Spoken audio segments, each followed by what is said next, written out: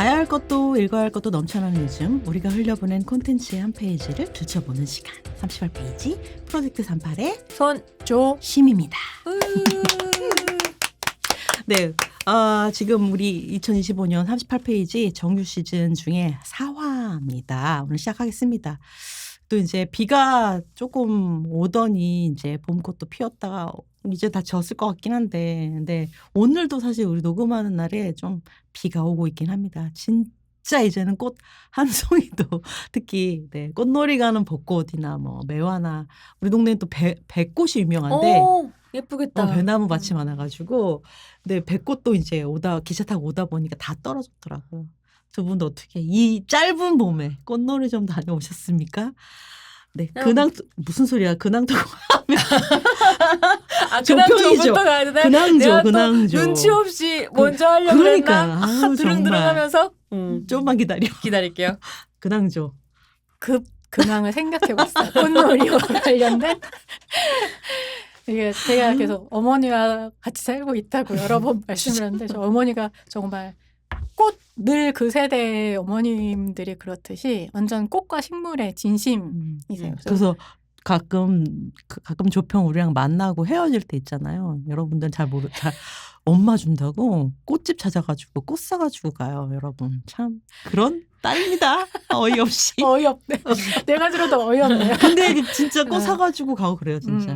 근데 어쨌든 꽃을 굉장히 좋아하셔서 늘 옥상에도 꽃이 많고 베란다에도 꽃이 많아서 늘 나와서 한번 봐라 꽃 필 때마다 이게 뭐다라고 얘기하는데 두 발자국만 나가면 바뀌잖아. 늘 한 번을 보지 않는다 굳이. 너무한다 진짜. 근데 저는 뭐 이렇게 크게 관심은 없는 것 같아요. 많이들 꽃에 관심 있어진다고 하는데 훨씬 뭐라 해야 될까 나무는 좋은데 뭐 꽃은 잘 아직은 모르겠어요. 더 나이가 들면 모르겠지만 근데 이제 제가 저희 동네 근처에 보라매 공원이라고 이제 공원 좀 큰 공원이 있는데 동작구와 관악구에 걸쳐 있는. 네, 근데 이 보라매 공원에 되게 자주 이제 산책을 하러 가거든요.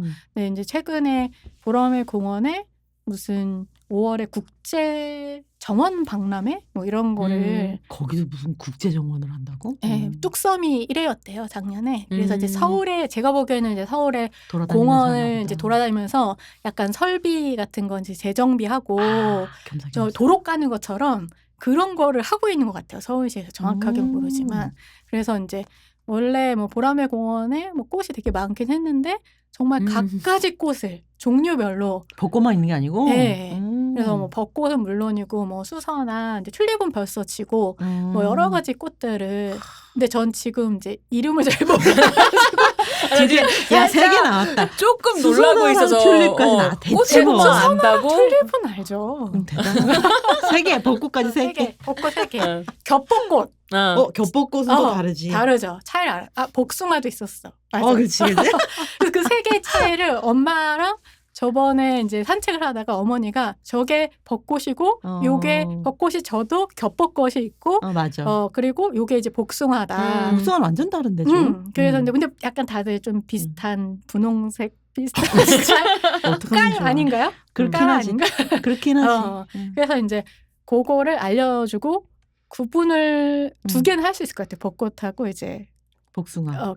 겹벚꽃.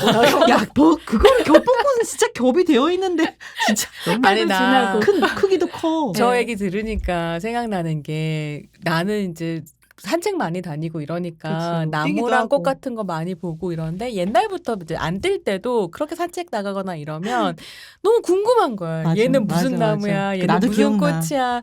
그래서 이제 언니들이랑 같이 어디 놀러 가가지고 산책하다가 뭔지도 몰라 손희정님은. 그런 이야기를 했단 옛날에 말이야. 강화도를 트레킹 갔었어. 희정이랑 같이. 갔다가 또 희정이가 또 손희정님이 또 굉장히 또 무식하게 또 서울 초년이기 때문에 풀에 대해서 아는 지식이 1초네요. 그래서 궁금하게 또 엄청 궁금해. 나한테 몰라 나한테 막 근데. 물어본 거야. 언니 이건 뭐야 저건 뭐야 해가지고 내가 또 막 알려주다가 나도 다 알지는 못하잖아. 아무리 시골에 살아도. 그래가지고 막 그러더니 손희정이 그런 얘기를 했었어요. 아니 이거를 카메라를 렌즈를 거기다 갖다 대서 이렇게 하면 그걸 알려주는 앱이 있었으면 좋겠다고 막 그런 얘기 한 거야. 그래서 내가 또 그때도 몇 년 전이에요? 그때가 한 5년은 됐을 것 같아. 15년 전인가 보다. 그래서 내가 또 손희정한테 또 막 저게 무식하게 말도 안 되는 또 저런 얘기 한다면서 막 엄청 쿠사를 줬거든. 기술화 됐고. 웬걸. 나왔습니다. 네이버에 요즘 렌즈로 찍으면 이거 뭔지 찾아주죠. 맞아. 나 그 생각 할 그러니까 때마다 희정이 생각해. 나를 숭배하라고. 내 손 선생님.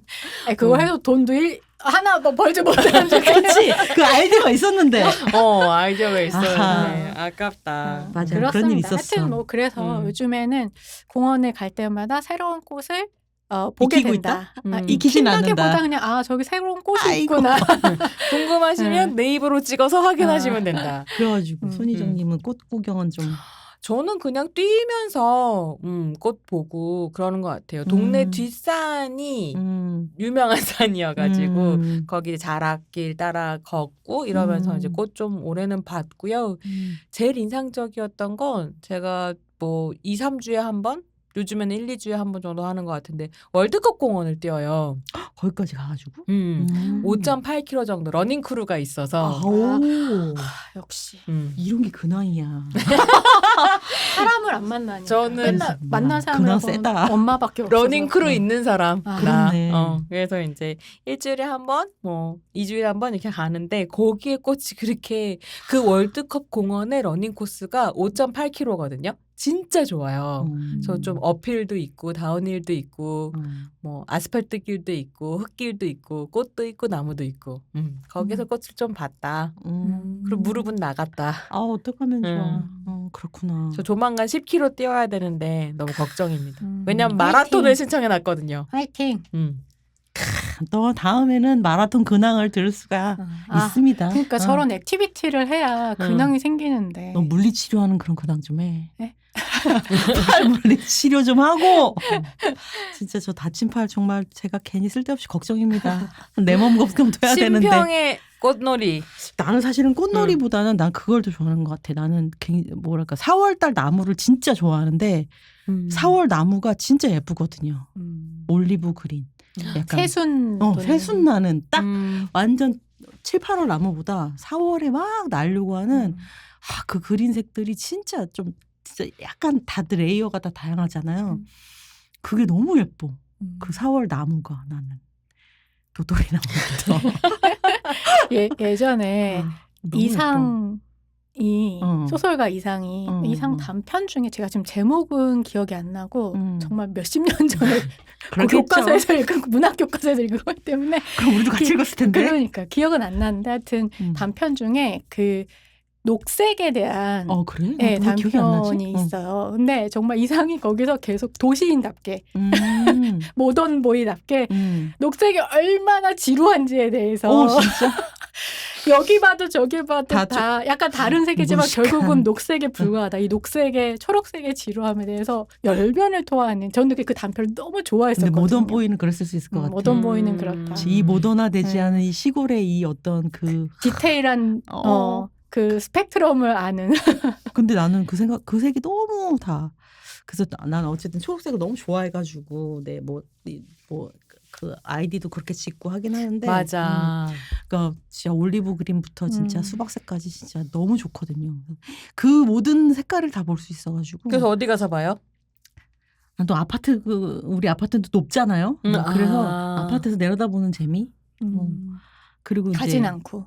갔어요. 그래가지고 어디 갔어요? 주말에 뒤에 나도 뒷산이 있는데 산을 이렇게 근데 산 안에 들어가면 또 이게 참 이게 철학적이긴 한데 안 보이잖아요.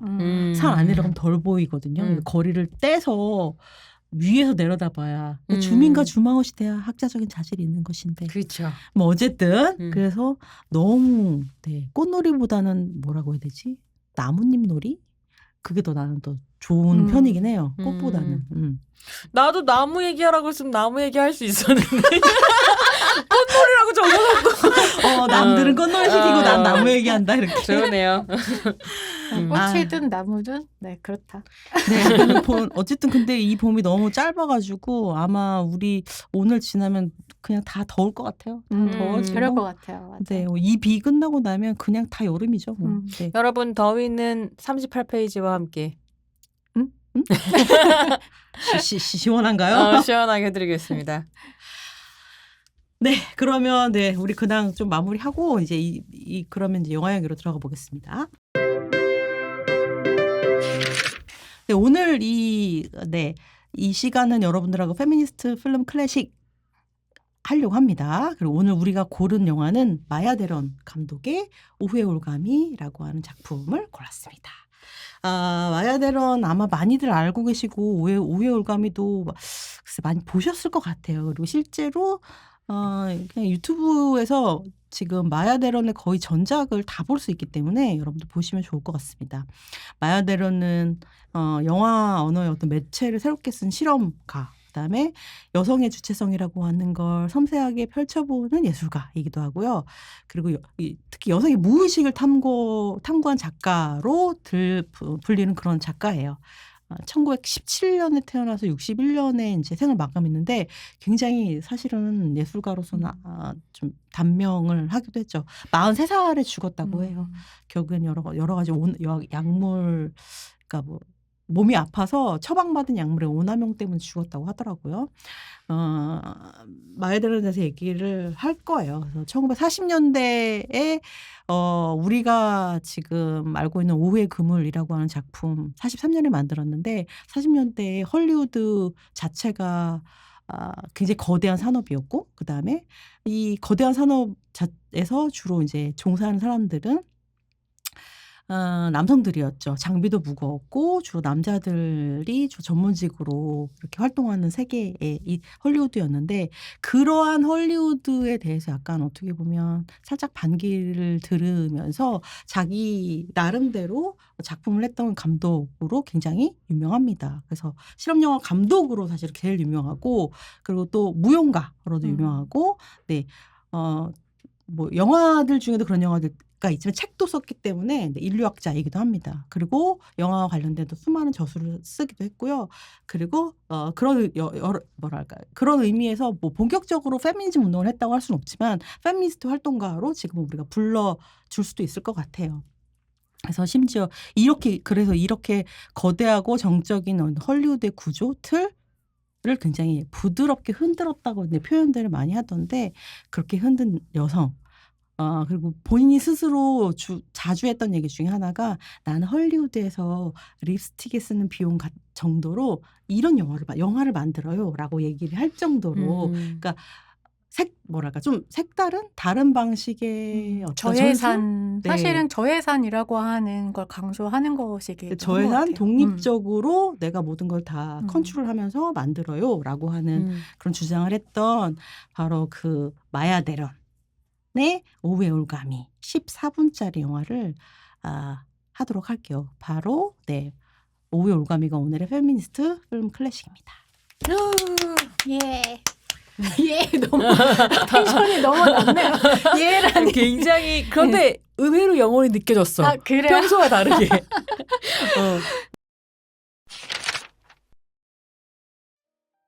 어쨌든 이건 이제 그죠?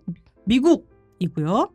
실험이고 단편입니다. 그리고 우리 마야 데런 감독이 만들었다고 지금 얘기하고 있긴 하지만 네, 알렉산더 할미드라고 하는 당시 남편이었어요. 남편하고 같이 남편이 촬영을 하고 뭐 제작도 같이 하고 마야 데런은 뭐 연출도 하고 사실 주연이기도 하고 본인이 편집을 하기도 했고 그러니까 거의 요즘에 생각해보면 거의 뭐 첫 작품 만드는 실험 영화 감독들이 하는 모든 걸 그냥 다 했다 이렇게 생각하면 되죠. 근데 이 영화 같은 거는 이 영화는 순환적인 구조를 가지고 있어요.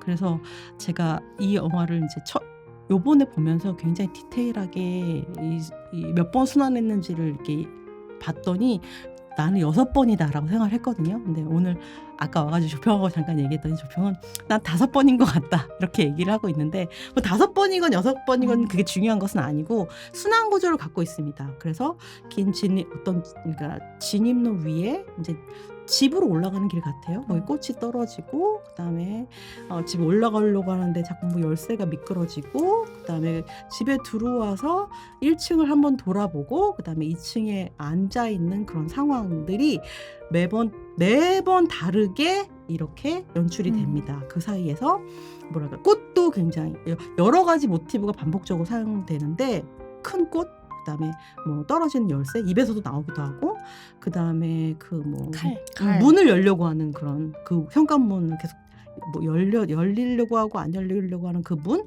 그다음에 빵에 꽂혀 있는 칼, 그다음에 수화기가 내려진 전화기, 그다음에 2층으로 올라가는 나선형 계단, 그다음에 막 돌아가고 있는 레코드판, 그리고 또 거울 얼굴을 한 검은 망토의 어떤 죽음의 사자라고 표현하는 사람들도 있고 지금 여러분들이 마법적인 존재? 가오나시처럼 생긴 근데 거울의 가오나시처럼 생긴 그런 인물들이 계속 반복적으로 보여집니다. 그게 반복적으로 보여지는데 매번 다른 이야기를 갖고 있어요. 그래서 편집이 굉장히 창의적이고 앵글도 굉장히 또 독특한 앵글, 반복되면서 다양한 앵글들을 사용을 해요. 그다음에 중간중간 슬로우 모션 같은 걸 사용을 하기도 하고 그래서 영화 자체는 어떻게 보면 루이 부뉴엘의 네. 그 안달루시아계 같이 초현실주의 영화의 영향을 많이 받았다라고들 많이 얘기를 하고 정신분과 뭐 이렇게 무의식의 정신분석학적인 분석들 속에서 많이 얘기를 하는데 어쨌든 포착하기 어려운 어떤 현실 세계 그다음에 여성이 느끼는 어떤 그런 불안이나 공포 같은 것들을 잘 표현한 그런 작품이 이 영화의 줄거리다.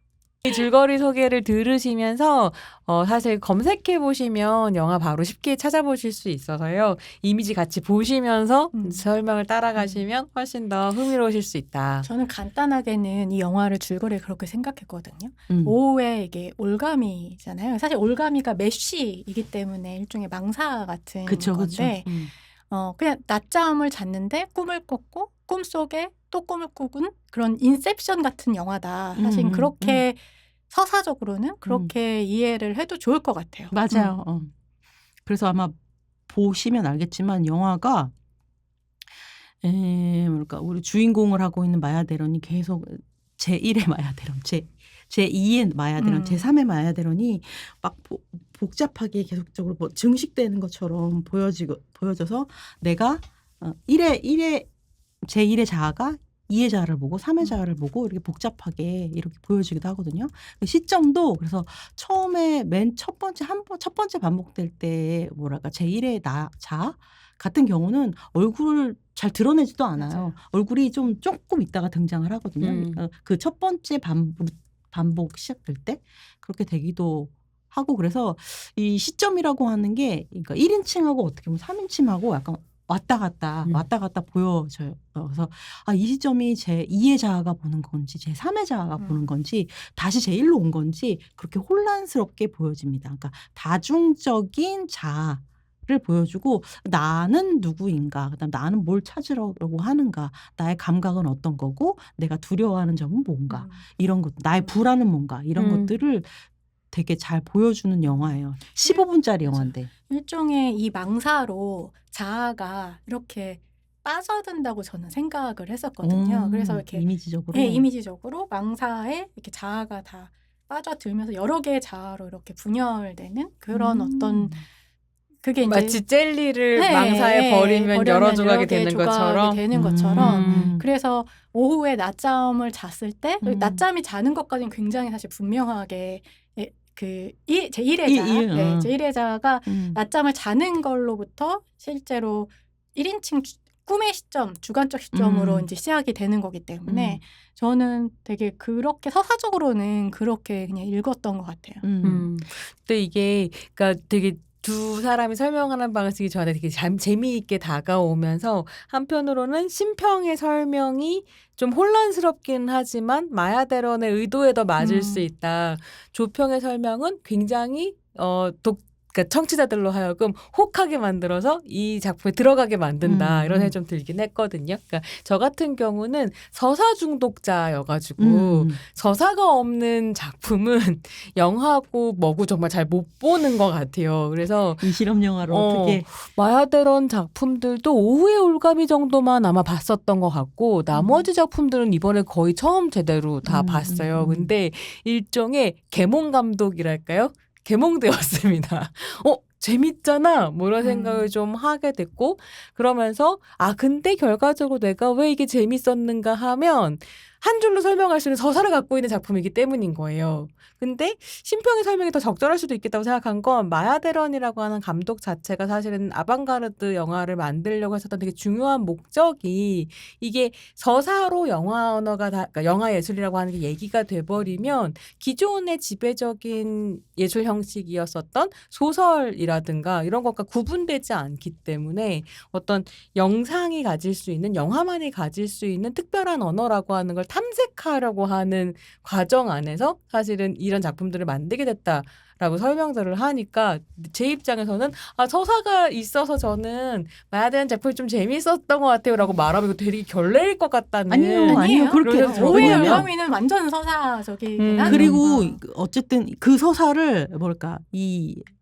메시지를 만들어서 보내준 감독이 얘기하는 거랑은 다르게 이 실험 영화의 어떤 뭐랄까 미덕이라고 한다면 그 서사를 관객이 자기 나름대로 펼칠 수 있게 하는 거죠. 그래서 나는 내 서사가 있는 거죠. 그러니까 똑같은 걸 봤다고 하더라도 내가 감각하고 느끼는 또 다른 서사를 만들어낼 수 있는 게 아마 그걸 원했을 지 않았을까? 진정한 메시지가 있다면? 재밌더라고요. 생각보다. 사실 오후의 올가미는 다른 그 다음에 나온 작품들에 비해서 가장 흔히 말하는 좀 고전적인 쇼트와 역쇼트라고 하는 그게 굉장히 정교하게 사실은 인과적인 것까지는 아니지만 점프컷처럼 보이지만 사실 이것이 서사화될 수 있는 정도로 분명하게 연결이 되어 있고 뭐 그게 이건 제 얘기는 아니고 많은 이제 평자들이 이야기하기로는 이게 첫 작품 같은 경우 아까 얘기했던 첫 남편인 알렉산더 하미드가 같이 작업을 했고 두 번째 남편. 두 번째 남편. 맞아. 네, 3번 결혼했거든요. 3번 남편이 또 있어가지고. 두 번째 남편인 알렉산더 하미드가 같이 했고 알렉산더 하미드가 사실 이런 식의 쇼트와 역쇼트의 아주 정교한 편집이라고 하는 것을 만들어냈기 때문에 저는 그게 더 오히려 뭐 작가가 어떻게 했든 간에 그게 서사를 충분히 읽어낼 수 있을 정도로 만들었다라고 생각을 해요. 뭐 알렉산더 하미드에 대해서 자세히 알고 있지 못하지만 이제 찾아보니까 이 알렉산더 하미드도 체코 출신의 감독이고 사실은 이제 아마도 2차 세계대전 때문에 어떤 여파로 인해서 헐리우드로 이주를 한 것 같은데 체코에서도 사실은 실험 영화에 굉장히 조예가 깊었던 촬영 감독이었다고 해요. 근데 헐리우드에 와가지고 이제 여러 가지 활동을 하다가 이제 이 마야데런을 만나서 둘이 이제 헐리우드에 이주해가지고 거의 자기는 집에서 찍었다고 하더라고요. 헐리우드에서 이제 어쨌든 이제 최소한의 비용으로 이제 찍을 수밖에 없었겠죠. 그렇다 보니까 아마도 남편이 촬영 감독이고 그다음에 그렇기 때문에 이 작품에는 그래도 이제 앵글 구성이라든지 시각적인 구성에서 남편의 영향력이 그래도 거의 많지 않았을까 그런 생각을 좀 많이 해요. 이 작품은 그리고 이게 43년도 작품인데 44년도에 깐느에서 단편 작품상을 받아요. 그래서 어쨌든 이 43, 44, 45, 46 정도가 엄청 주목을 받았던 데런의 마야데런의 어떤 전성기. 그쵸. 리즈 시절이었던 것 반짝반짝 같아요. 빛나던. 그리고 이때 그래서 46년에 그 구겐하임 펀드도 받았다고 그러더라고요. 그래서 이 펀드를 받아가지고 나중에 IT에 가서 촬영도 하고 조사 작업도 하는데 그때도 그 돈을 받았던 때도 요 시점이었고, 그러니까 2차 세계대전이 끝날랑 말랑하고 막 끝났을 시점이죠. 그때 마야데로는 굉장히 반짝반짝 빛났던 시절이었던 것 같아요.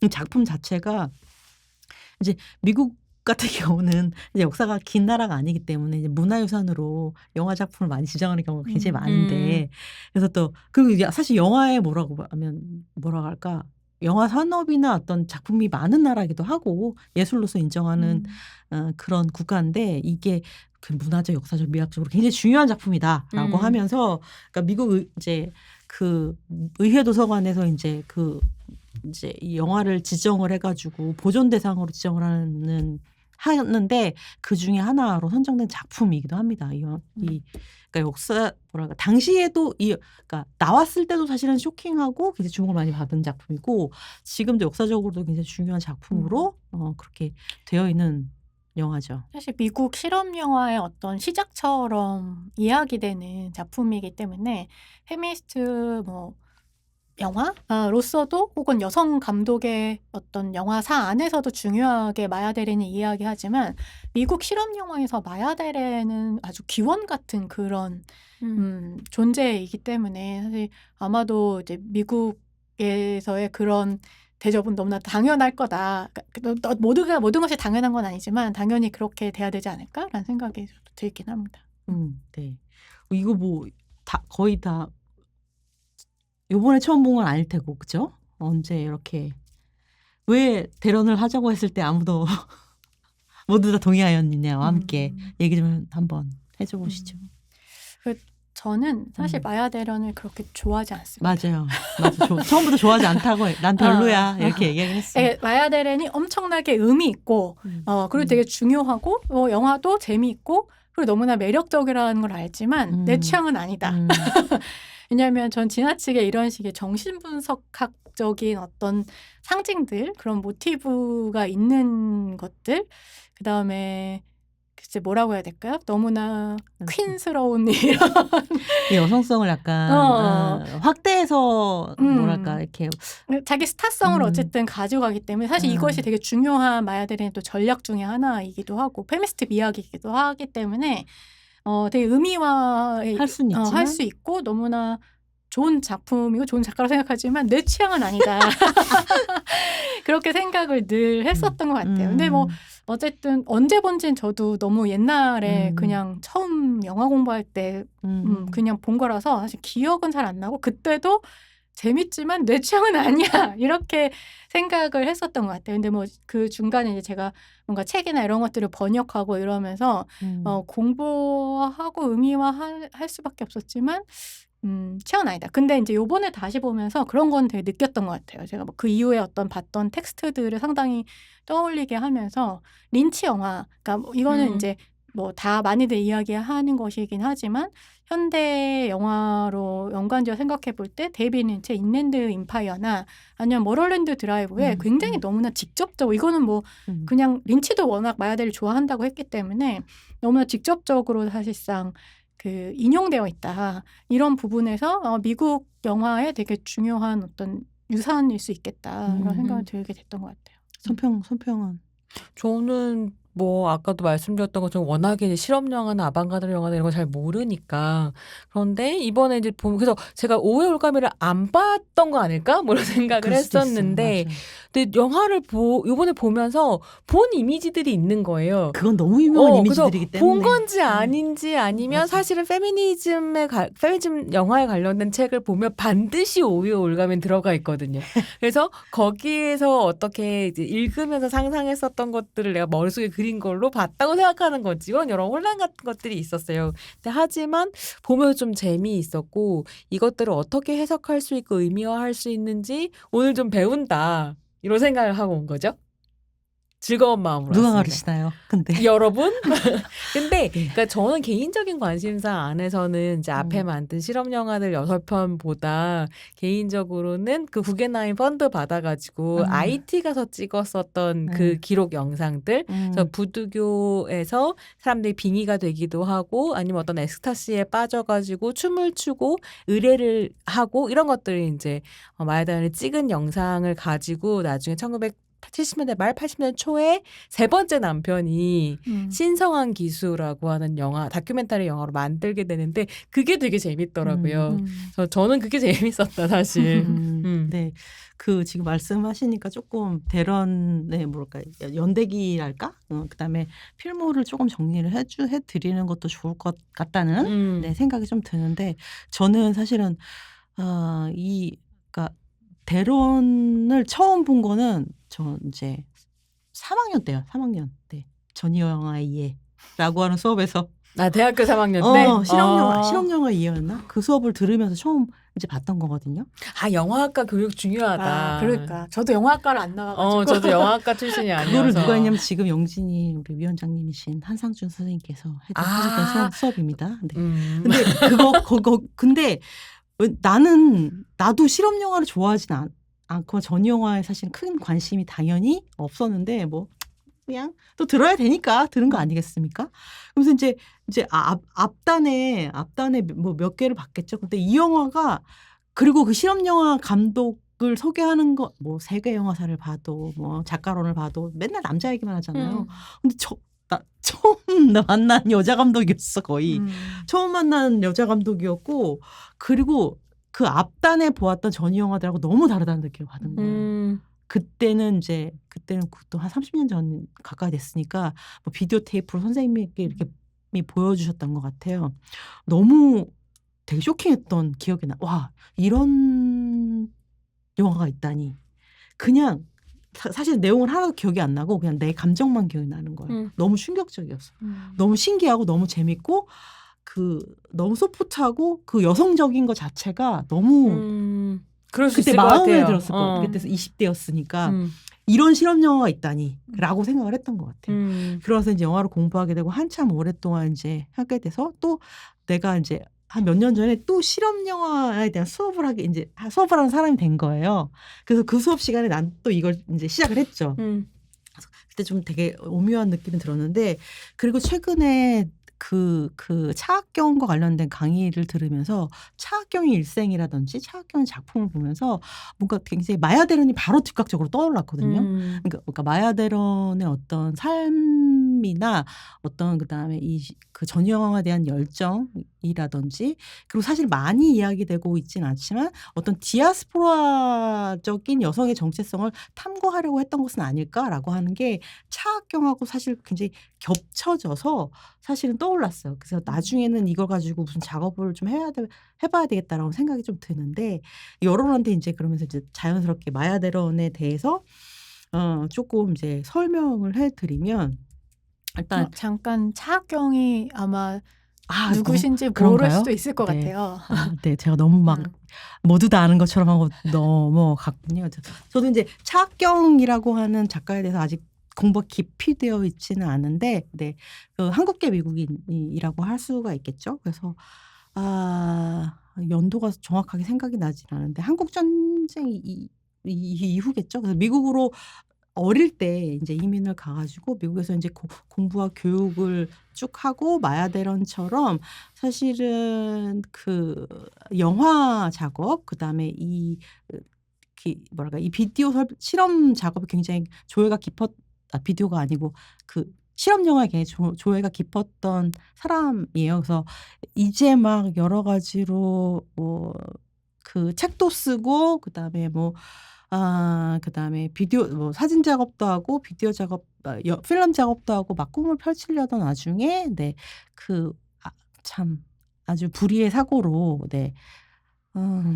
성폭행을 당하고 살해를 당한 그런 아티스트로 이제 한국에는 알려져 있고 그다음에 그녀가 죽기 전에 쓴 딕테라고 하는 이제 실험적인 뭐 소설이랄까 논문이랄까 근데 그런 글이 굉장히 유명한 저서로 남아 있고 그게 재출간되면서 최근에 한국에서 굉장히 주목받고 있는 그런 한국계 디아스포라 예술가라고 얘기를 하고 있죠. 그래서 미국에서는 디아스포라라고 하는 테마로 그 차학경과 관련된 연구들이나 예술가들이 영향을 많이 받았다고 해요. 그래서 그런 그 강의를 들으면서 또 굉장히 저는 이제 마야 데런을 즉각적으로 떠올려서 이거 마야 데런에 대해서 한번 공부를 하고 차학경에 대해서도 공부를 해보자라고 하는 생각이 들어서 마야 데런을 페미니스트 필름 클래식에서 얘기를 해보자라고 이제 제가 주장을 해가지고 저도 뭐 손평이 나를 가르쳐봐라 라고 하면서 지금 그런 에티튜드로 왔다지만 사실 저도 공부를 많이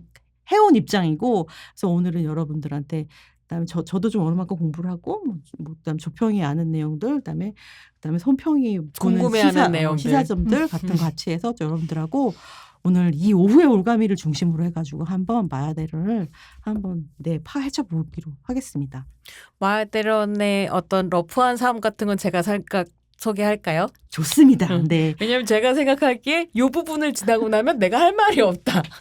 약간 오디오를 이 정도는 차지해야 되겠다. 이런 생각으로 준비를 데런은 좀 어떤 사람인가요? 했는데요. 네. 사실 이제 앞에서 마야데런이 미국의 실험영화장에서 가지고 있는 어떤 위치, 존재감 같은 것들에 대해서 이제 두 평론가가 이야기를 해주셨는데 제가 굉장히 인상적으로 봤었던 자료 중에 하나가 미국의 입지전적인 실험영화 감독이면서 페미니스트 감독이고 또 큐어 감독이기도 한 바바라 해머가 마야데런에 대해서 강의를 하고 자기 작품을 소개하는 어떤 강연 같은 것들을 봤는데요.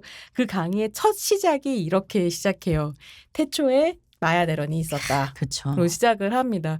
그리고 이런 식의 이제 이야기들을 하는데요. 그러니까 바바라 해머도 39년생이에요. 나이가 굉장히 많은 작가이고 30살에 영화학교에 입학을 다시 해서 공부를 하면서 이제 미국 영화사 같은 것들을 배우면서 정전들을 이제 수업에서 본 거죠. 근데 정전들을 보는데 계속 남자 감독들 작품이었다는 거예요. 그래서 이렇게 남자밖에 없나라고 생각했는데 거기에서 어느 순간에 마야데런 작품을 소개를 했고 그 작품을 본 순간 직관적으로 이게 무슨 이야기를 하는지 알 수 있었다라는 거고 나도 영화를 찍을 수 있겠다라고 생각했다는 거죠. 근데 지금 신평이 얘기하는 그 에피소드 있잖아요. 실험영화 수업을 들으면서 데런의 작품을 본 순간 나도 그랬어. 완전 이거구나라고 비슷하네. 했다라고 하는 게 너무 이제 해머의 경험과 만나고 있고 이것들이 한편으로 그 정전화 과정에서 소외되어 있던 여성 감독들을 발견하게 될 때 어떤 이해할 수 있는 감각이라든지 이런 것들을 페미니스트한테 줬던 거 아닌가 그런 생각이 좀 들기도 하는 거죠. 그래서 실험영화장에서 최초의 여성 감독으로 소개되는 것뿐만이 아니라 그냥 미국 실험영화의 최초의 감독이었구나. 원초경 같은 감독이었구나. 그런 생각을 좀 하게 되는 것 같습니다. 또 오늘 흥미로운 감독을 우리가 만나게 되었구나 라는 생각이 들었고요. 이 데런은 1917년에 태어나서 61년에 사망을 했는데 진짜 짧고 굵게 살아 떠나간 아티스트라고 할 수 있고 신평이 이제 디아스포라 정체성에 대해서 이야기를 했죠. 원래 우크라이나 출신인데요. 어렸을 때 미국으로 건너오게 돼서 이제 미국에서 실험영화 감독이 됩니다. 1940년대에서 50년대 미국 아방가르드 운동의 대표적인 작가였고 영화 감독이었을 뿐만이 아니라 안무가, 무용수, 영화이론가, 시인, 작가 그리고 사진작가이기도 했습니다. 첫 작품이자 대표작인 1943년작 오후의 올가미를 비롯해서 무태서, 폭력에 관한 고찰 등 5편의 단편 실험영화를 완성했고요. 완성하지는 못했지만 여러 버전으로 상영했던 마녀의 요람이라는 작품까지 보통은 이 6편을 데런의 대표적인 필모그래피로 이야기를 하더라고요. 근데 이제 리스트에 따라서 한두 편 정도가 미완성 작품들이 더 덧붙여지는 경우들이 있고요.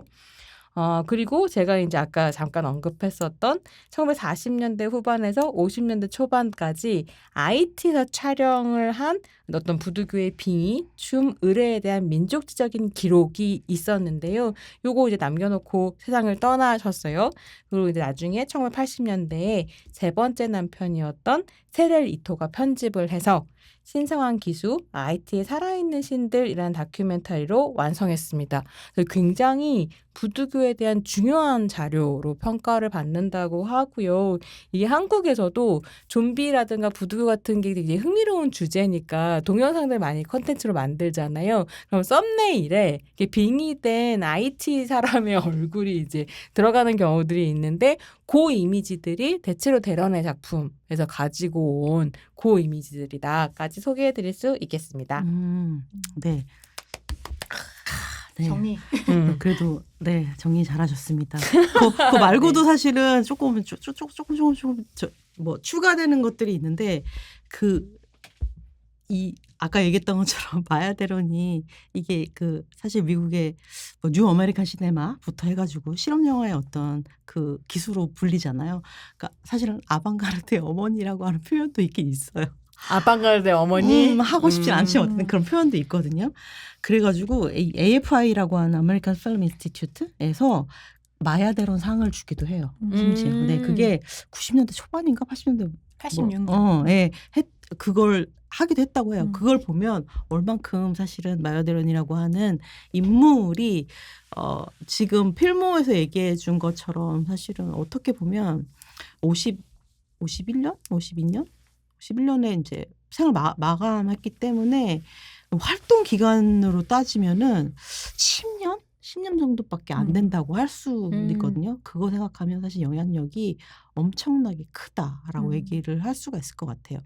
그리고 여러분들 나중에 관심 있으신 분들 찾아보시면 좋을 것 같은데 그거 말고도 작품이 지금 이게 뭐랄까 마무리되지 않은 작품들이 좀 여러 개가 있어요. 그래서 예를 들면 뭐 그 오웨 올거메랑 같은 해에 만들었던 뭐랄까 마녀의 요람, 위치스 크래들이라고 하는 것도 마셀 디샹 여러분 우리 뭐 변기 그거 찍었던 변기 샘 미안해요.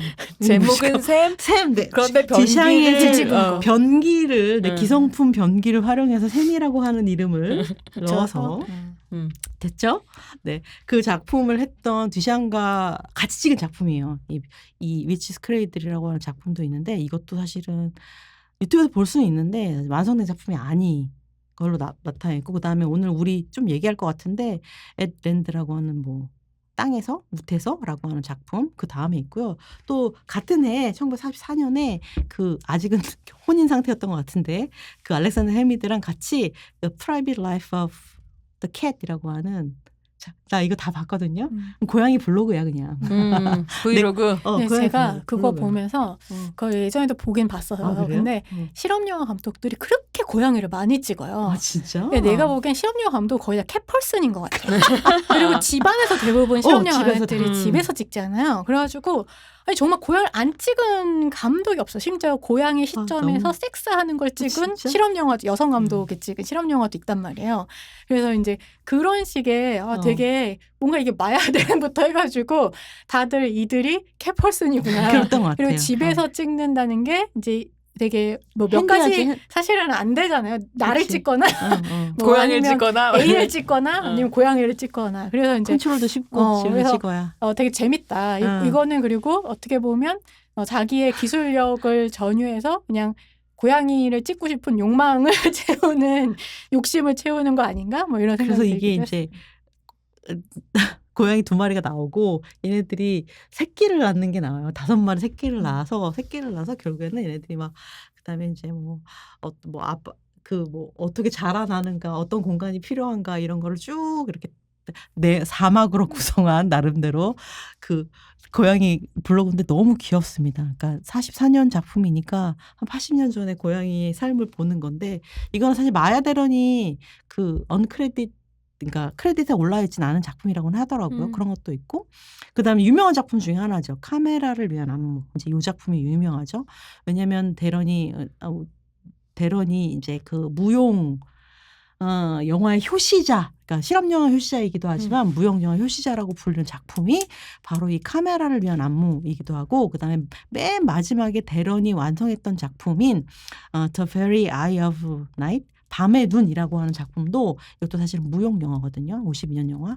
그래서 이 작품이 유용하고 그다음 중간에 변형된 시간의 의뢰라고 하는 46년 작품도 여기도 사실은 무용과 관련성이 있는 작품입니다. 그게 나오고 그다음에 48년 작품이 폭력에 대한 명상. 이 작품에서도 사실은 그 동양 무술을 가지고 다루긴 하지만 이것도 춤처럼 해석한 작품이기도 하고요. 그다음에 49년에 메두사라는 작품이 있대요. 너무 궁금한데 네, 요건 미완성이라고 하더라고요. 그다음에 51년도에 또 몽유병자들을 위한 앙상블이라고 하는 작품이 있는데 요것도 미완성이래요. 그래서 그런 작품들이 있고 그 다음에는 또 59년에 그러니까 밤의 눈이라고 하는 작품이 공식적으로는 그러니까 다 완성해서 공개한 마지막 작품이긴 한데 그 다음에 이제 Seasons of Strangers라고 해서 이방인의 계절이라고 하는 작품도 있다고 해요. 근데 이건 또 일본 시 있잖아요. 짧은 시 하이쿠라고 부르잖아요. 그 하이쿠에서 영감을 받아서 만든 작품이라고 해요. 저도 이건 보지 못하는데 그런 작품이 있고 그다음에 아까 우리 그 손평이 되게 관심 간다고 하고 일부는 봤다고 하는 작품이 디바인 홀스맨이라고 하는 작품이 그게 이제 그 국외나 인펀드 받아가지고 이 영화 찍겠다고 한 것 같은데 그거를 거의 몇 년 동안 한 6개월 정도 체류를 해가지고 이거를 3번 가서 6개월 정도인가 체류를 해서 이 작품의 후티지를 엄청나게 많이 찍었다고는 하던데 그걸 해서 사실은 영화를 먼저 후티지를 찍었는데 영화를 먼저 만든 건 아니고 53년에 책을 냈대요. 이걸 가지고 똑같은 책이죠. 디바인 홀스맨 그래서 IT의 살아있는 신들이라고 해서 굉장히 이제 부두 의식에서 보여주는 춤과 신체 이런 거가 관련된 그런 걸 책을 먼저 냈다고 해요. 그래서 인류학에서는 굉장히 유명한 책이라고 해요. 그래서 한국에서는 번역되진 않았지만 그 책이 있고 그렇게 해서 만든 남은 후티지를 아까 얘기했던 것처럼 세 번째 남편 그러니까 데런이 죽고 나서 20년이 지난 다음에 그 세 번째 남편인 테이지 이토라고 하는 사람하고 세 번째 남편의 아내가 함께 이렇게 돈도 마련하고 뭐 어떻게 해가지고 완성한 영화 작품이라고 해요. 그걸 이제 손평이 일부는 봤던 것 같아요. 유튜브에 다 올라와 있어요. 네, 지금 말하는 작품들은 언크레딧 미완성 작품 빼고는 거의 다 볼 수 있습니다. 유튜브 여러분들이 그냥 제목만 검색하면 다 보실 수 있어요. 그리고 이제 글하고 저서도 좀 소개를 좀 해드리고 싶은데 데런은 사실은 이따가 좀 말씀을 드리려고 하지만, 그러니까 안티 헐리우드적인 성향이 강해가지고 자기 나름대로 어떤 영화론을 만들고 싶고 영화 이론을 나는 어떻게 촬영을 하고 어떻게 편집을 했는지에 대한 어떻게 보면 지금 같은 건 제작 노트이기도 하고 논문이기도 하고 그런 에세이를 끊임없이 발표를 하기도 했고 실제로 그것과 관련된 자기 영화에 대한 어떤 생각들을 영화로 책을 쓴 것도 있어요. 그래서 글 같은 경우는 리얼리티, 그러니까 영화라고 하면 그 새로운 리얼리티 창조적 리얼리티를 만들어야 된다고 생각을 했거든요. 그래서 리얼리티의 창조적 사용이라는 글도 있고 그리고 능률적이고 효과적인이라고 하는 글도 있고 새로운 차원의 영화 만들기, 창조적 편집, 창조적 영화의 모험 이런 글들도 되게 많이 만들었어요. 그러니까 많이 썼어요. 그리고 예술적 형식으로서 영화가 어떤 거지 이런 짧은 에세이 이제 논문 같은 걸도 많이 썼고 그다음에 이제 한참 잘 나갈 때 자기 영화론에 대한 책을 쓴 것 같은데 그러니까 원래 영화 그 책 제목은 An Anagram of Ideas on Art, Film and Film 이라는 책인데 이거는 국내에 사실 번역이 돼 있습니다. 이거는 2018년에 예술, 형식 그리고 영화에 대한 생각들의 애너그램이라고 해서 번역이 되어 있어요. 근데 좀 금방 사실은 관심이 많지 않고 절판이 된 것 같아요. 구하기 좀 힘든 것 같은데 사실 저도 이 책을 읽어보지는 못했습니다. 그래서 구하지 못해가지고 아직 읽어보진 못했는데 마야데르는 자기 나름대로 영화론과 그러니까 자기가 창작하는 방식에 대한 리즈닝이기도 할 거고 그러니까 안티 헐리우드적인 새로운 어떤 실험 영화의 언어를 만들고 싶었던 것 같기도 할 거고 그래서 그런 내용들이 여기에 들어 있었던 것 같아요. 그래서 자기의 영화로는 애너그램이다라는 식으로 좀 설명을 하는 애너그램 게 뭐예요? 애너그램이라고 하는 게 뭐냐면 사실 말장난 같은 거라고 해요. 예를 들면 그러니까 리슨이라고 하는 거를 막 애너그램으로 막 바꾸면 사일런트라고 바꿀 수 있는데 그러니까 그런 식으로 소리라고 하면은 리소라고 해서 말장난처럼 해가지고 어떻게 보면 그러니까 언어의 구조라든지 그러니까 원래 단어가 갖고 있는 의미 그다음에 언어의 구조나 뜻 같은 걸 해체해버리고 새로운 방식으로 활용하고 새로운 걸 만들어내는 거죠. 실험 영화의 영어 언어 같은 거네요. 그러니까 자기가 그러니까 쇼트든 커트든 상징이든 서사를 활용하는 방식은 이런 방식이다라고 얘기하고 싶었겠죠. 그래서 그런 방식으로 애너그램이라고 했다고 하더라고요. 네, 여러분 제가 이거를 짧은 공부를 여러분한테 말씀을 드리고 있긴 한데 그런 책을 이미 썼던 건 거죠. 우리 지금 오후의 올가미 얘기 30분째 못 하고 있어요. 어쨌든 그래서 네 죄송해요. 이렇게 그러니까 흥미로운 어떤 그 감독이었다. 그다음에 굉장히 나름대로 야심찼지만 10여 년의 활동 동안 이걸 만들어냈지만 굉장히 야심찼고 새로운 무언가를 창조해내고 싶었다. 엄청나게 에너제틱한 사람이었나 봐요. 그러니까 작품을 봐도 그 에너지가 느껴지기는 하는데 그러니까 이렇게 에너지 다 쏟아붓고 나면 아픈가 몸이? 근데 이게 작품 안에서 작품 만들 때만 그랬던 게 아니라 사실 배급할 때도 그러니까 어떻게 보면 아까 이제 미국 실험 영화의 어떻게 보면 시작이라고 이야기를 할 수가 있다고 했는데, 그러니까 독립 영화라고 하는 건 결국은 제작하는 방식뿐만 아니라 배급 방식에도 영향을 미치는 거잖아요. 어떻게 그렇죠. 독립적으로 이 영화를 배급할 것인가. 근데 이제 마야 데렌 같은 경우에는 첫 작품부터 그냥 굉장히 소규모의 돈으로 이제 카메라를 직접 사가지고, 심지어 이 무성인 이유는 당시에 녹음기가 엄청나게 훨씬 더 고가였던 거예요. 16mm 카메라보다.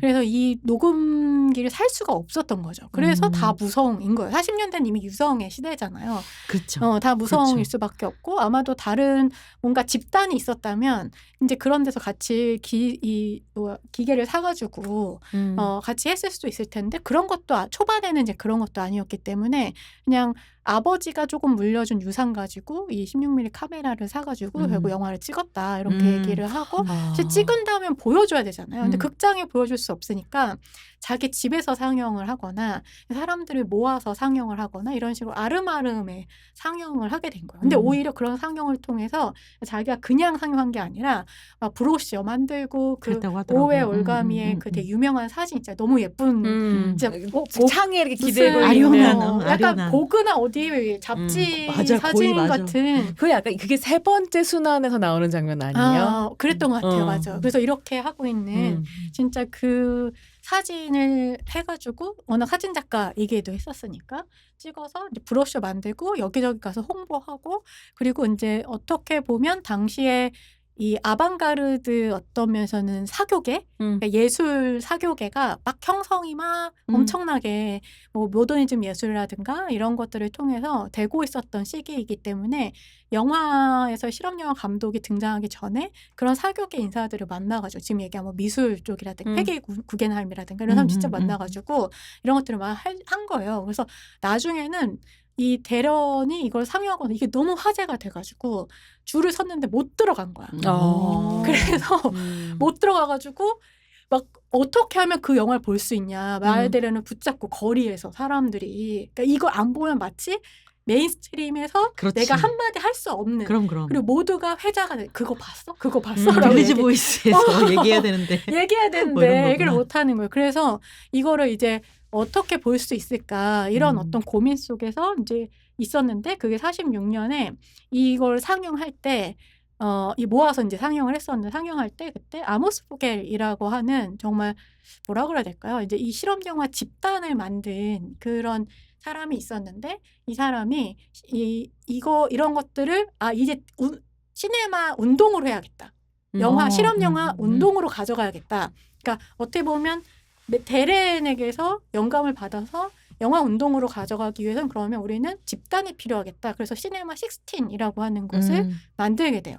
그러면서 이 아모스 포겔이 이제 실험 영화제도 하고 그다음에 뉴욕 영화제도 같이 만들었다고 그러더라고요. 그러면서 이제 이런 식의 어떤 페스티벌, 그리고 독립 영화를 사용하는 공간들, 이런 것들을 이제 만들고 사람들이 모이고 그것이 하나의 어떤 소사이어티가 돼서 이 미국 실험 영화가 어떻게 보면 1950년대, 60년대 뭐 스탠 브레키즈라든가 요나스 메카스라든가 이런 사람들로 완전히 엄청 피크를 치게 되는 그런 어떤 방향으로 사실상 대련이 영감도 주고 끌고 가고, 사실 어떻게 보면 그런 작업들을 미리 그리고 그걸 하기 위해서 대련은 자기의 스타성이라고 하는 것을, 이 마케팅에 진짜 천부적인 재질이 있었던 사람인 것 같아요. 그러니까 이런 사교계 인사들하고 이렇게 네트워크를 하는 것뿐만 아니라 그래서 이제 그런 것에 있어서 그러니까 이 실험영화 감독도 어떻게 보면 이제 일반적인 영화 감독들하고 다르기 때문에 본인이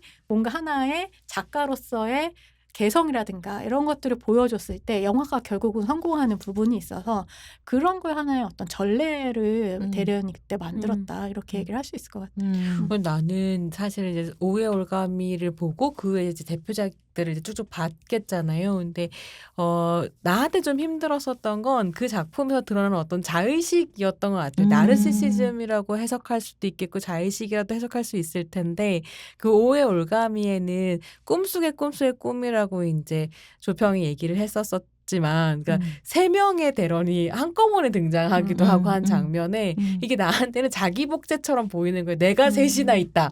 라고 처음 봤을 땐 그렇게 느꼈던 것 같아요. 그래서 내가 있지만 또 내가 등장하고 또 내가 등장하고 카메라 계속 나를 찍고 있고 근데 그 나라고 하는 것은 이게 사실 페미니스트 필름 크리틱이라고 하는 건 다양한 방식으로 학습되고 훈련받는 거지만 나 같은 경우에는 그러니까 하체 부분에 있는 큰 꽃 이러면 굉장히 섹슈얼하게 바로 해석이 되고 전혀 그래서 이게 되게 전반적으로 나한테 섹슈얼리티에 대한 작품처럼 앉아있을 때 보였거든. 말하는 거지. 그럴 수 있죠. 그게 맞아요. 뭐 열쇠라든가 성기 옆에 있고 열쇠가 입에서도 나오고 문도 열고 구멍에 들어가고 칼도 계속해서 그런 방식으로 맞아요. 나오고 이거 다 정신분석학적으로 맨 마지막에 남자의 등장으로 이 이야기가 마무리되는 것처럼 나한테는 느껴져서 이게 굉장히 이성애자 여성의 어떤 나르시시즘적인 작품인 것 같다라고 처음에 해석했었던 것 같아요.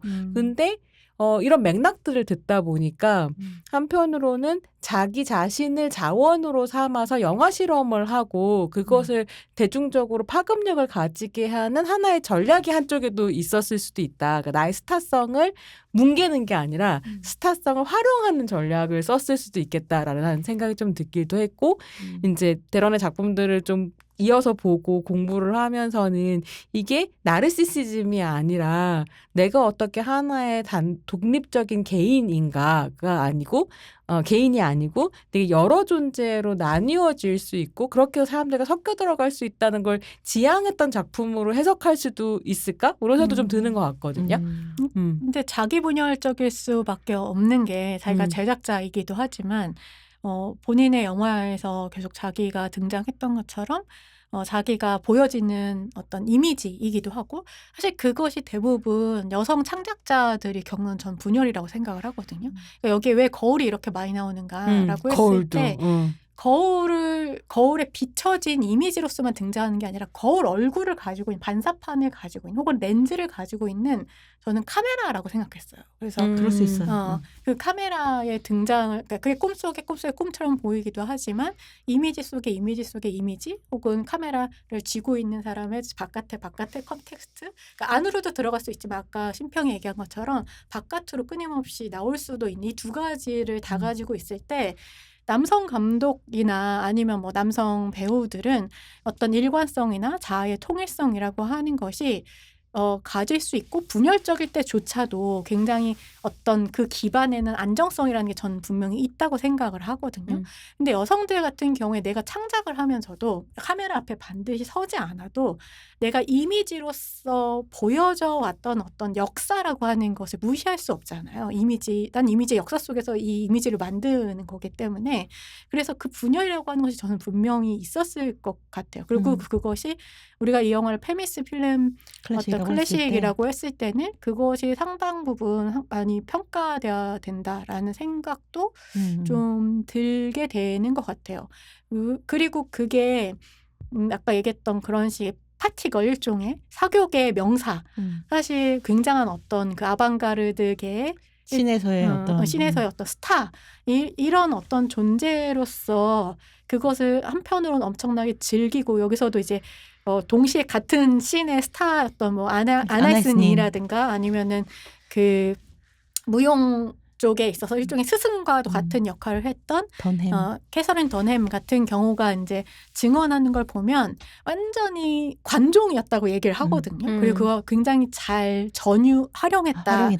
이런 이야기를 하고 자기네들도 여성들끼리도 그거를 동경하고 좋아하기도 했지만 때때로는 되게 불편하기도 했다는 아나이스닌이 아마 제일 명사였을 텐데 그런 얘기를 하기도 하는데 본인도 사교계 명사이기도 하면서 아까 얘기했던 것처럼 디아스포라이기도 하잖아요. 그러니까 어떤 그런 것들이 끊임없이 거기에 뭔가 싹 들어가지 않는다는 느낌이 저는 특히 앳 랜드나 아니면 시간을 거의 실제로 그 엄청난 명사들이 많이 등장하는 변형된 시간을 위한 제의 같은 경우에 보면 뭔가 그 공동체로 이렇게 잘 들어가지 스며들지 못하고 겉도는 듯한 느낌. 튕겨나거나 겉돈다거나 이렇게 자꾸 뭔가 뭔가 점핑이 된다거나 이런 불연속된다거나 이런 느낌을 갖는다는 건 그 처음에 했던 어떤 오후의 올가미에서의 자아 분열이라고 하는 것이 이제 그런 것들을 표현한 것 아닌가? 원초적으로는. 그런 생각 나. 맞아요. 우리가 약간 아까 얘기를 조금 하다가 뭐랄까 이 짧은 생애에 대해서 좀 중요한 포인트를 몇 가지 얘기를 안 한 게 있는데 어쨌든 이제 우크라이나에서 유태인이고 우크라이나 유태인. 네, 키예프 출신이고 어쨌든 당시에 어떤 그런 흐름을 피하기 위해서 일단 미국으로 이주를 부모님이랑 같이 사실 너무 어릴 때에서 아마 기억하지 못할 텐데 일단 이주를 하기도 했고 그다음에 이제 어머니가 뭐 교육이나 이런 걸 위해서 약간 유럽에서도 뭐 좀 머물렀던 것 같아요. 그래서 10대 시절은 거의 미국에 잠깐 있다가 어릴 땐 미국에 있다가 유럽에서 프랑스에서까지 이제 뭐 스웨덴과 프랑스에서 이제 학교를 나오고 그다음에 이제 좀 약간 총명했다고 해요. 그래서 똑똑해서 대학도 좀 일찍 간, 뭐 16세라고는 나오는데 미국 나이겠죠. 근데 어쨌든 그래서 이제 대학생 대활도 뭐 정치학 얘기도 하고 언론학 그다음에 또 뭐였죠? 나중에는 이제 예술 쪽으로 이제 공부를 좀 하기도 했는데 그리고 나서 이제 어떤 생각이 드냐면 그러니까 미국의 실험 영화의 시대는 이제 그 우리 대런이 이제 40년대 중반쯤 열었다고 생각하면 이 실험 영화나 아방가르드가 유럽에서는 사실은 거의 뭐 그 당시에는 유럽은 실험 영화나 어떤 전 영화가 있을 수가 없는 상태였죠. 전쟁을 하고 있는 상태였기 때문에. 유럽은 이미 20, 30년대 그쵸. 엄청난 그리고 초현실주의 영화가 있었으니까. 가장 먼저 이제 발현을 했던 게 이제 뭐 표현주의부터 초현실주의 같은 걸 생각을 해보면 유럽에서는 거의 유럽에서 발현이 되었지만 지속할 수 없는 네, 그런 상태였고 전쟁이라고 하는 것 때문에 상태였고 그런 어떻게 보면 그런 수혜를 어느 만큼 받은 그게 뭐 증명된 건 아니에요, 여러분. 그런 그 우리 예술적인 어떤 그런 뭐랄까 분위기나 성향을 가진 이 디아스포라의 감수성을 가진 대런이 난 미국에서 그거를 굉장히 적극적으로 긍정적으로 잘 펼쳤다는 생각이 좀 들었거든요. 그래서 그녀의 어떤 독특한 이런 다중적인 정체성이라든지 을 표현하려고 하는 어떤 다른 예술적인 감각들 그리고 와가지고 그리고 학교를 졸업하고 나서 아까 잠깐 캐서린 던햄 얘기를 했는데 캐서린 던햄은 던햄 댄스 컴퍼니라고 하는 이제 뭐랄까 집단과 회사를 이제 운영을 했다고 해요. 그래서 던햄이랑 같이 이제 뭐 비서라고는 하는데 글쎄 뭐 그냥 뭐 친구이고 동료이고 뭐 그렇게 했겠죠. 던햄이 무슨 석사 논문을 IT 부도 의식과 관련된 석사 논문을 쓰는데 그걸 굉장히 많이 서포트를 했다고 해요. 비서니까 그랬겠죠. 그러면서 그때 이제 IT나 부두에 대해서 굉장히 관심을 많이 가졌고 나중에 이제 그런 작업을 하게 됐던 건데 이제 아무래도 댄스 컴퍼니에서 이렇게 활동을 하다 보니까 본인도 무용을 하기도 했었고 그러다 보니까 이제 무용 영화 춤과 안무와 아프리카의 뭐 정신 종교나 그다음에 상징주의 심리학 그다음에 뭐 이게 뭐 그러니까 뭐 어떻게 보면 그 프랑스에서 뭐 보고 들었을지도 모르는 그다음에 어떤 전위주의적인 예술 감각 같은 것들이 굉장히 잘 펼쳐졌던 것 같아요. 그리고 사실 뭐 사회주의에 심취했던 그런 시절도 있었고 그러다 보니까 또 한편으로는 글을 쓰고 싶은 욕망이 굉장히 강했다고 하더라고요. 그래서 이게 실질적인 글쓰기에서 좀 더 나아가지고 사실은 카메라로 여성적인 글쓰기를 그렇게 해낸 게 아닌가. 그리고 당시에는 그거를 이제 실험 영화라고 하는 용어로 다 축약해서 다 뭉뚱그려서 만들었겠지만 사실은 대런은 어떻게 보면 디아스포라적인 어떤 정체성을 가지고서 그거를 그러니까 백인 남성도 아니고 백인 여성도 아닌 이 미국 땅이라고 하는 곳에서 그런 감수성을 표현하려고 하는 방식이 당시에는 그 익스페리먼트 시네마라고 하는 용어에 오히려 갇혀 있었던 게 아닌가. 혹시 나는 디아스포라적인 정체성으로 이 그녀를 보면 편집이라든지 뭐 다중 노출이라든지 이런 카메라 기술 같은 거를 훨씬 더 이렇게 디아스포라로서의 여성 정체성을 찾아내려는 어떤 시도, 저항 같은 거라고 읽어낼 수 있지 않을까라고 하는 생각을 좀 하고 있긴 해요, 저는. 근데 사실 저는 지금 얘기한 어떤 IT의 부두교라든가 그러니까 워낙 인류학적인 관심, 뭐 캐서린 던햄이 인류학자이기도 했었으니까 그래서 인류학적인 관심이라고 하는 것이 이제 꾸준히 있고 그런 사람들과 계속 교류를 하면서 키워나갔던 것 같은데 뭐 부두교나 아니면은 이제 그 쿵푸 같은 중국 무술이라든가 뭐 이런 것들에 대한 끊임없는 이그조틱한 것을 가지고 와서 이국적인 것에 대한 아, 매혹. 매혹이 있잖아요. 근데 사실 저는 이제 영화만 봤을 때는 상당히 타자와처럼 느껴지나요? 얄팍한 느낌이 있어요. 예, 그리고 뭐 이게 폭력에 대한 명상이 그 네, 맞아요, 홍콩풍프를 보여주는 네, 거죠. 맞아요. 근데 전반적으로 저에게는 조금 얄팍하다. 그리고 뭐 영화가 워낙 짧으니까 또 그럴 수밖에 없는 거긴 한데, 그래서 늘 언제나 이거 도대체 어떻게 해석해야 되지라는 생각이 있었던 것 같아요. 저는 이제 이전에는 이렇게 디아스포라성을 사실 깊이 고민한 적이 없었기 때문에 늘 언제나 이제 이 미국 실험 영화 감독이 계보, 그다음에 백인 어쨌든 여성으로만 생각을 했어가지고 이렇게 전유해도 되나?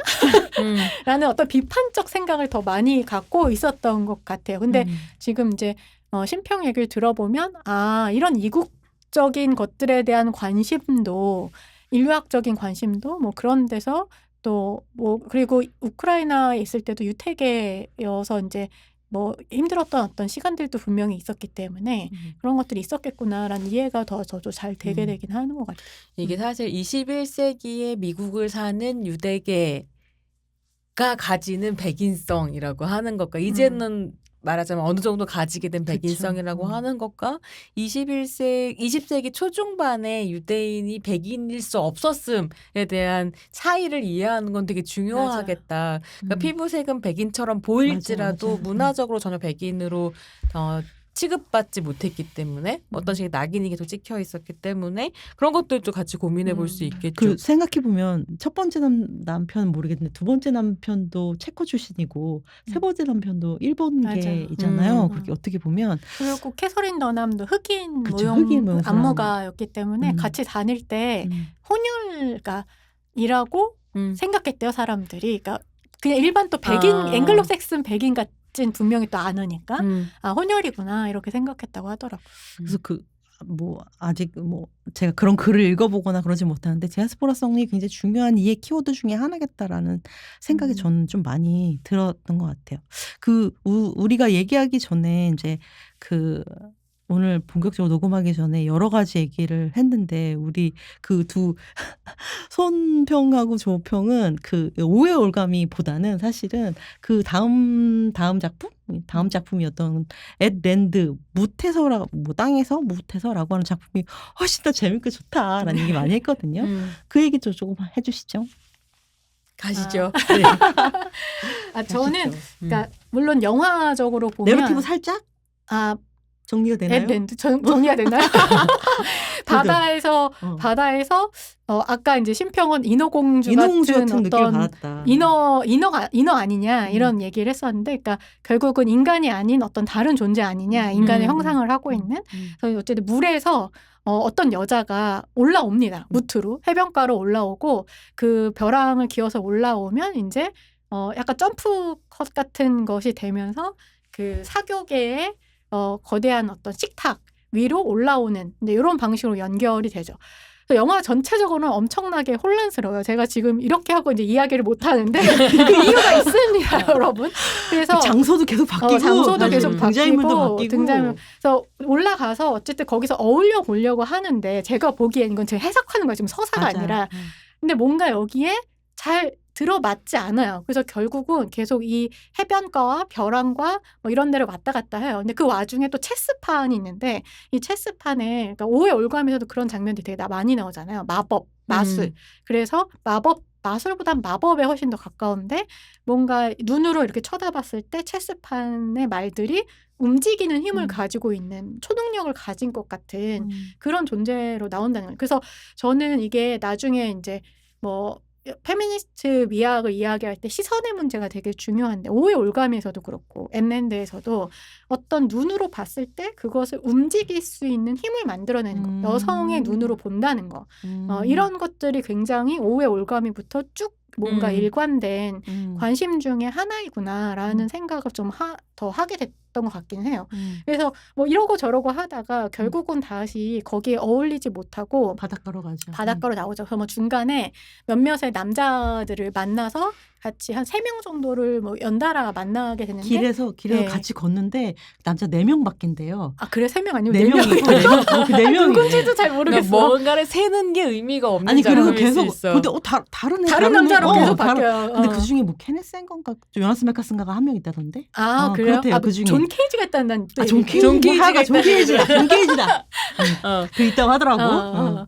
그래서 이제 그렇게 되면서 어떤 집에 도착을 해요. 근데 그 맞아. 집이 비어 있고 뭐 음. 이런 뭐 미국에 보면은 저는 잘 모르는 문화지만 비어 있는 집에 이렇게 하얀 천 같은 걸로 이렇게 덮어 놓는데 그 덮어 놓은데 마치 가구를 덮어 놓는 것처럼 어떤 남자가 나이 든 남자가 이렇게 덮어져 있고 그 남자가 마치 그 집안의 일종의 가구 중에 하나인 것처럼 이야기가 되는 것 같아요. 그리고 나서는 이제 다시 해변가로 돌아와서 자기의 분신인 것 같은 여러 여자들을 만나게 되죠.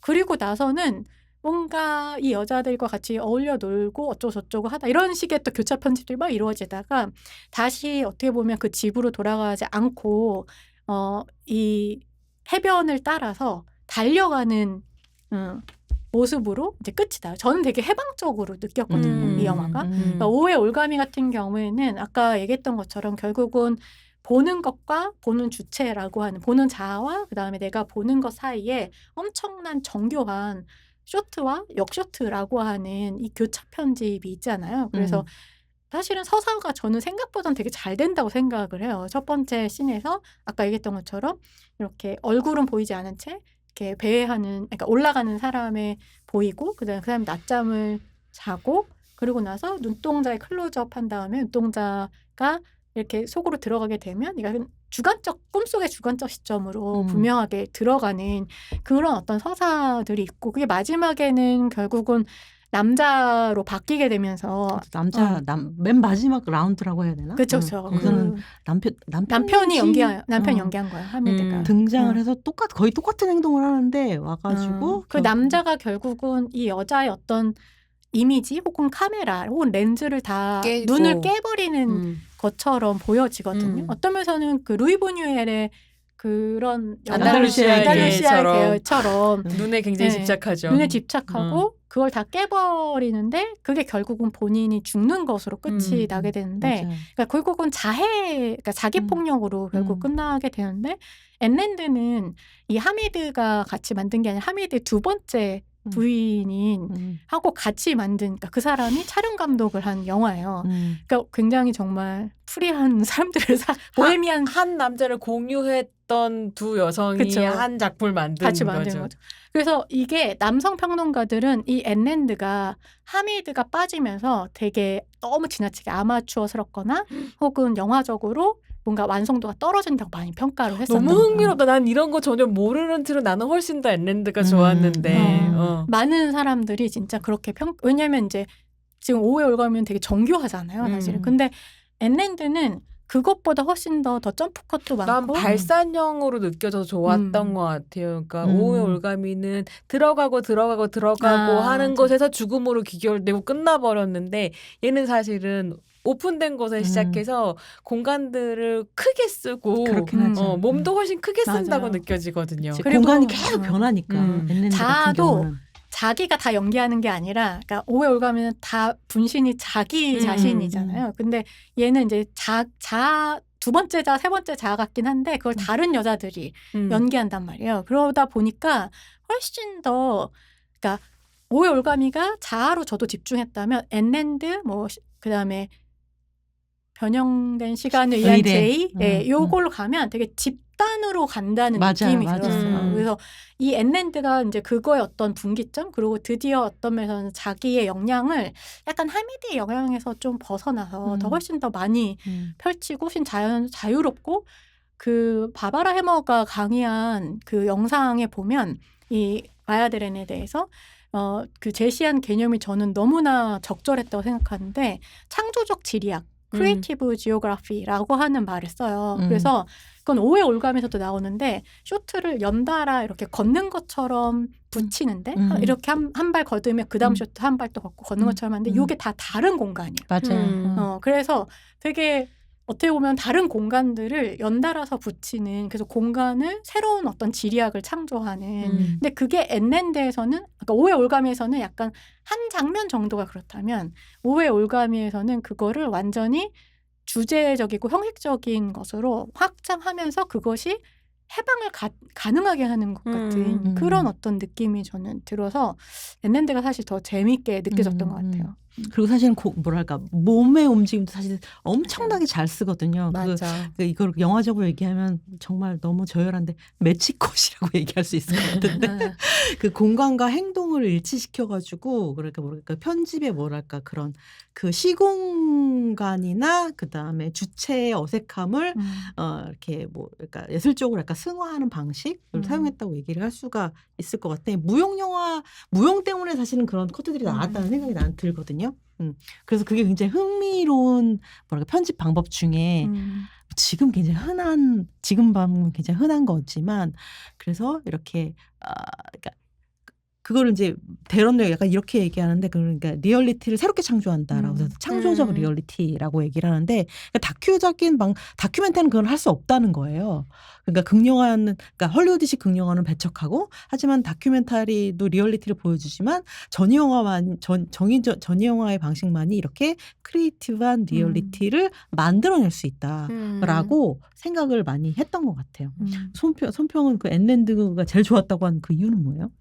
지금 이야기 설명을 들으니까 내가 좋았었던 이유들이 좀 더 정리가 되는 것 같은데요. 그러니까 어떤 폐쇄성으로 들어가는 게 아니라 확장성으로 나가는 그 흐름이 훨씬 더 해방적인 느낌이 들었고 근데 이제 사실 오해 올가미도 나한테 정말로 재밌었던 건 뭐냐면 이게 그 시대에 정말로 저예산으로 찍으면서도 꿈속 같은 몽환적인 분위기와 무중력의 상태를 몸과 카메라의 움직임과 편집만으로 만들어낸다는 게 사실 좀 되게 인상적이었거든요.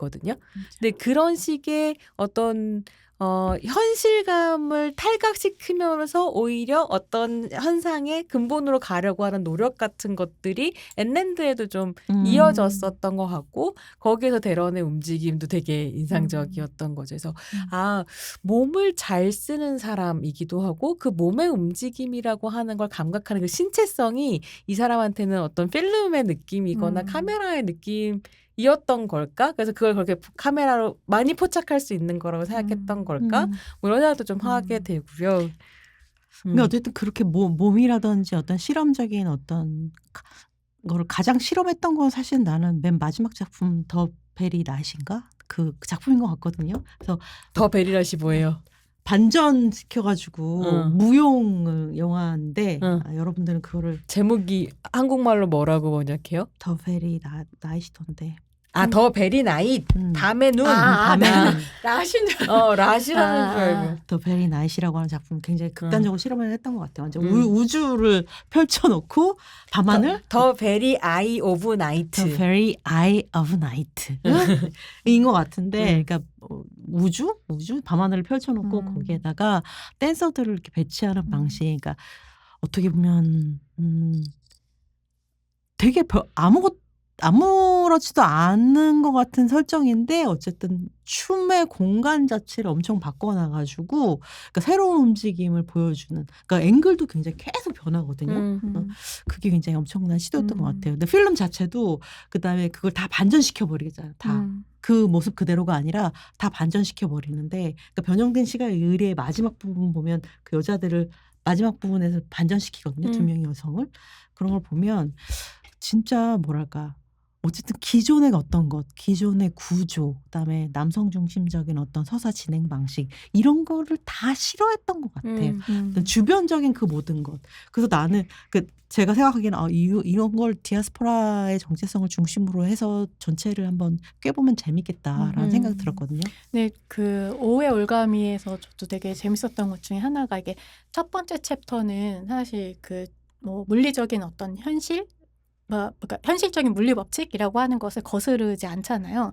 그래서 이제 그런 것들이 그냥 그대로 진행이 된다면 꿈속으로 뭐 서사적으로는 꿈속으로 이제 들어가게 되면 하나씩 그러니까 흔히 말하는 현실적인 물리 법칙이라고 하는 것을 깨거든요.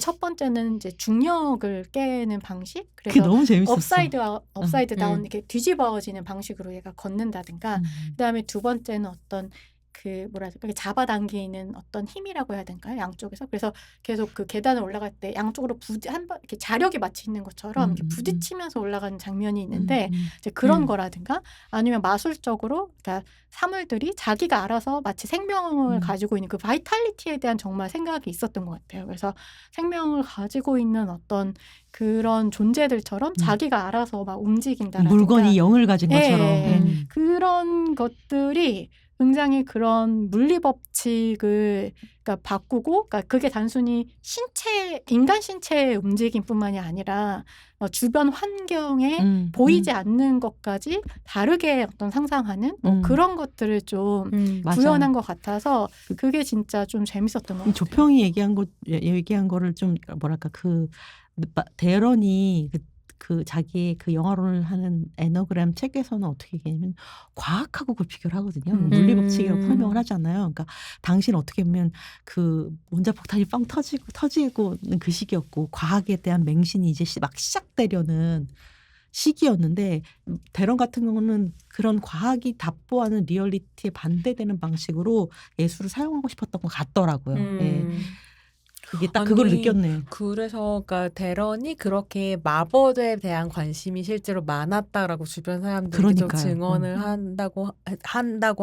했다고 하고 한편으로 이제 대런의 입장에서는 초현실주의 예술가들이 하고 있는 작업은 중세의 뭐 마법사나 마녀들이 했었던 사물의 어떤 근본적인 힘이라든가 이런 걸 탐구하는 걸 이제 초현실주의 예술가들이 하는 거다 이렇게 생각을 했었다고 하잖아요. 그러니까 이 얘기를 다 들으면서 결국 나는 계속 그 IT 기록물 너무 좋으니까 거기로 돌아가 보면 그러니까 작품 안에서 대런이 IT의 주술사들과 그 빙의된 사람들을 찍는 방식이 사실 이상한 존재들로 찍는 게 아니라 관심이 진짜로 있었던 건 그 움직임이었던 것 같거든요. 그래서 그 움직임과 그 움직임 안에서 이 몸이 세계와 맺고 있는 관계에 대한 어떤 공간성 같은 걸 보여주는 기묘한 느낌이 있었는데 이렇게 연결이 될 수도 있겠다. 다른 방식으로 해석해 볼 수도 있겠다.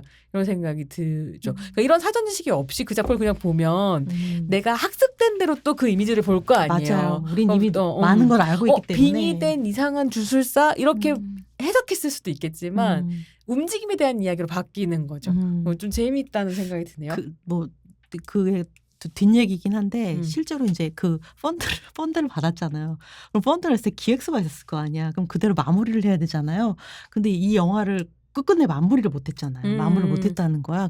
근데 그거에 돈 대해서 돌려줘야 됐던 거 아니야? 그렇진 않았던 것 같은데 그래서 굉장히 곤란하고 난감했다고는 하더라고요. 그게 무슨 뜻인지 잘 모르겠는데. 그렇죠. 펀드 받았으면 결과물을 내야 되잖아. 지금 이게 찍어낸 게 있는 거잖아. 받는 사람으로서의 입장. 찍은 게 있잖아요. 근데 그거를 아까 손평이 얘기했잖아요. 실질적으로 이제 마야대로는 그러면 그거를 영화로 만들려면 사실은 거리감을 두고 이렇게 편집을 하고 뭐 이래야 되는 거잖아요. 그걸 못했다고 하더라고요. 거리감이 안 생기는구나. 거리감이 안 생기고 실제로 자기가 거기 그 안에 너무 들어가서 했기 때문에 타자화가 문제가 아니라 과도한 동일시가 문제였던 그리고 건가? 그 사람들의 그들에 대한 어떤 그 윤리적이거나 도덕적인 어떤 책무 같은 게 실질적으로 안에 있었다고 그런 얘기도 하더라고요. 그래서 마무리 못하고 죽은 거죠. 그래서 세 번째 남편이 우리 이제 뭐 너무 얘기를 많이 했으니까 마무리를 할까요? 네, 정리를 할까요?